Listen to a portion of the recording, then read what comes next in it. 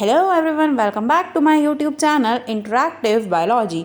आज का सेशन हमारा बहुत इंटरेस्टिंग होने वाला है। क्योंकि आज हम जानने वाले हैं काफ़ी सारी नई चीज़ें अबाउट एड्स। ठीक है, हम जानेंगे एड्स की लाइफ साइकिल क्या है, एड्स के प्रिवेंटिव मेजर्स क्या हैं। ठीक है, इन सबको जानने के लिए वीडियो में कंटिन्यू रहिए।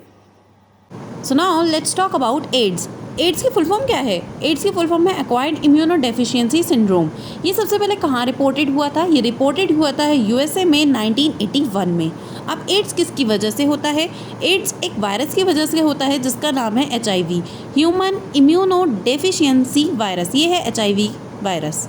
नाउ HIV किस ग्रुप को बिलोंग करता है? HIV belongs to the group retro virus. ये रेट्रो वायरस के ग्रुप को बिलोंग करता है। इसके पास जो जीनोम होता है वो RNA होता है और वो एक एनवेलप में क्लोज्ड होता है। सो now let's talk about life cycle of HIV। अब हम जानेंगे कि HIV की लाइफ साइकिल कैसे होती है। सो नाउ सबसे पहले क्या होता है? वायरस जो है वो मैक्रोफेजेस में एंटर करता है। कब? जब वो ह्यूमन की बॉडी के अंदर एंटर कर चुका होता है। सेकेंड पॉइंट, RNA रेप्लिकेट होता है और वायरल DNA बनाता है। किसकी मदद से? एक एंजाइम होता है जिसका नाम होता है रिवर्स ट्रांसक्रिप्टेज। जैसे कि मैंने आपको पहली स्लाइड में बताया था, पहले वाली, कि जो RNA होता है वो HIV का जेनेटिक मटेरियल होता है, तो उस RNA को कन्वर्ट करना पड़ता है DNA में, वायरल DNA में। ठीक है, अब वो वायरल DNA में कैसे कन्वर्ट होगा? एक एंजाइम है जिसका नाम है रिवर्स ट्रांसक्रिप्टेज, उसकी मदद से RNA वायरल DNA में कन्वर्ट हो जाएगा। Viral DNA incorporates into the host cell and directs the infect cells to produce virus particles। इसका मतलब क्या है कि जो वायरल DNA है अब वो क्या करता है? होस्ट सेल के DNA में इनकॉर्पोरेट हो जाता है, उसके बाद वायरस पार्टिकल्स की कॉपीज़ बनाना शुरू कर देता है। Macrophages continue to produce virus particle and thus act as HIV factory। यानी कि मैक्रोफेजेस क्या करते हैं? वो भी वायरस पार्टिकल्स बनाने में शुरू हो जाते हैं और इसी की वजह से वो HIV फैक्ट्री कहलाते हैं। अब ये वायरस पार्टिकल्स जो होते हैं वो एंटर करते हैं हेल्पर T लिम्फोसाइट्स में जो ब्लड में प्रेजेंट होते हैं। वहाँ पर ये कंटिन्यू अपना रेप्लिकेशन शुरू करते हैं और अपनी वायरल प्रोजेनीज बनाना शुरू कर देते हैं। ठीक है, नाउ नेक्स्ट पॉइंट क्या कह रहा है? The number of T lymphocytes progressively decrease in the body of the infected person. यानी कि T लिम्फोसाइट जो होते हैं वो डिक्रीज होने लगते हैं इन्फेक्टेड पर्सन की बॉडी में। As the number of T cells decrease, the immunity also decreases. As a result, person cannot produce any immune response even against common bacteria like Mycobacterium, parasite like toxoplasma, viruses and fungi.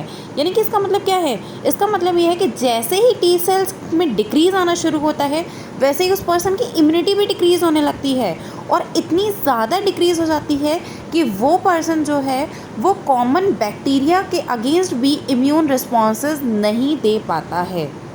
जैसे Mycobacterium हो गए, parasite, toxoplasma हो गया, viruses हो गए and fungi हो गए। ये सब उसकी बॉडी को बहुत ज़्यादा एडवर्सली इफ़ेक्ट करना शुरू कर देते हैं। तो आपने क्या जाना एड्स के बारे में? आपने जाना एड्स के बारे में कि एक ऐसी डिसीज़ है जिसमें T लिम्फोसाइट्स में डिक्रीज़ आने लगता है और जब T लिम्फोसाइट में डिक्रीज़ आता है तो क्या होता है? उस पर्सन के इम्यून रिस्पॉन्सेज में भी डिक्रीमेंट आने लगता है।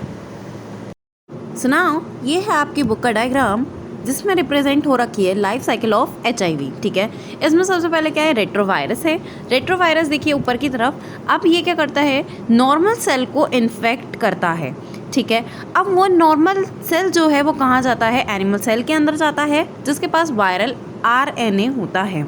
ठीक है, अब वो वायरल RNA क्या करता है? वायरल DNA बनाता है। किसकी मदद से? रिवर्स ट्रांसक्रिप्टेज एंजाइम की मदद से। ये बहुत इंपॉर्टेंट है, याद रखिएगा। उसके बाद वायरल DNA जो है वो होस्ट के जीनोम में इनकॉर्पोरेट हो जाता है। अब वो होस्ट के जीनोम में जब इनकॉर्पोरेट हो चुका है तो वो क्या करेगा? न्यू वायरल RNA बनाएगा। ठीक है, जो सेल्स उससे इन्फेक्टेड होंगे। ठीक है, मतलब क्या है कहने का? मतलब ये है कि जो अब नए सेल्स बनेंगे उनके पास क्या होगा? न्यू वायरल RNA होगा। फिर क्या होगा? जैसे जैसे करके कॉपीज़ बढ़ती जाएंगी वैसे वैसे number of virus infected cells increase होते जाएंगे।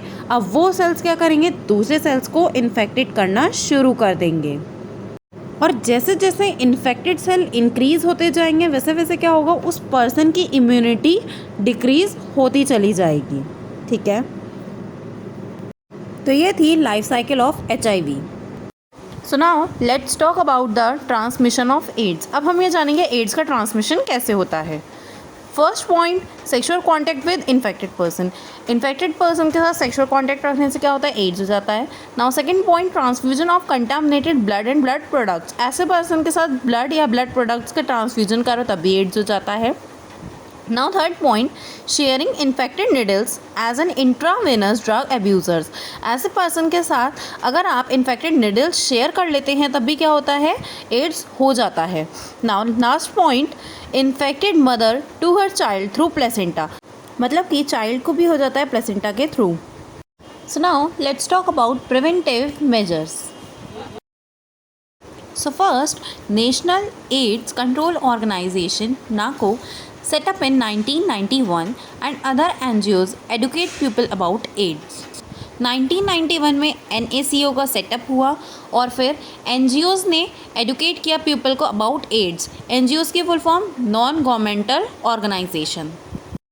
So now let's talk about roles of WHO to prevent HIV infection।